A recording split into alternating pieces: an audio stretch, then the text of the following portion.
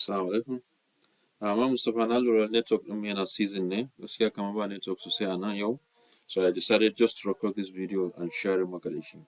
Shi pivot table ana amfani shi ne kawai in order to perform analysis on a data. Misali nan muna da list of students, registration numbers, sunayensu, gender, level da session da suka shiga. Even though this session ɗin iri ɗaya ne, but my focus kawai akan gender ne da level. So misali a ce ana so a fitar da analysis a ga kowane level maza nawa ne mata nawa ne kawai. To do that, kawai sai kai clicking, kai selecting any record, any data within the table, sai ka je insert, sai kai clicking pivot table. Kana clicking pivot table, in ka lura wani abu na cycling table ina it has already highlighted my table.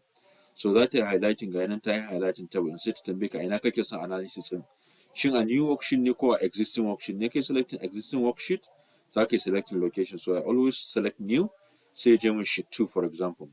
So when you click OK, zai creating ga yana ma creating wani sheet. To zai tambaye ka what you want to add. To a ce kana so ne ka ce level 1. Misali mata nawa ne, maza nawa ne. Kamar misali ka ce nan level ne, nan gender ne. So in an zo misali a ce ila gender na ma nan male, nan female. So kana so ka ce misali level 1, kana so kila ka ce mata 80 ne, 89 maza 89 mata 78. Haka kake so ka fitar da report ɗin. So idan ka zo nan a inda ya fara selecting maka ɗazu, sai ka zo sai kai selecting to me kake so, level kake so ko? In ka lura ai level zai zo ne in a row wise. Level 1, level 2, level 3 in a row wise. A row zai zo. So therefore sai kai selecting level ɗinka. Na level ɗin yake ne. To let me go back to the data. Pre-class, sorry, na bashi a pre-class. To let's say pre-class shine level ɗinmu. To sai ka ɗauki pre-class sai ka sa shi a row. To ga ya fitar maka level 1, level 2, level 3, level 4, level 5. Su kuma gender ɗin a column yake, column 1, column 2. So therefore sai ka zo ka ɗauki gender sai ka sa shi a column. In ka lura saman nan row level ne, nan column level. To kaga ya fitar maka da column for gender M, F da what M. So now kana da levels ɗinka, each level zai fitar da gender.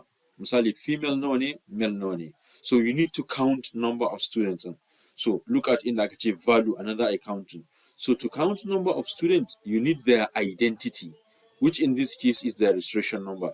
In staff ne, their staff number. In misali issue ne na banki, kaga zaka iya cewa account number. To sai ka saka. Kana sawa each level zai fitar maka da mata nawa ne, maza nawa ne. Each level mata nawa ne, maza nawa ne, sannan ga ground total ɗinka. To shi pivot table kawai ana so ne a performing statistic after the analysis, ila wani enrollment na ɗalibai ko na wani record da kake da shi, ila number of misali a ce census ne an gama counting duka mutanen 'yan Najeriya. Za a zo after the to a ce each state maza nawa ne, mata nawa ne, ko each state married nawa ne, single nawa ne. So wannan kawai shine amfanin pivot table. Inda tambaya ma yi magana again for more information.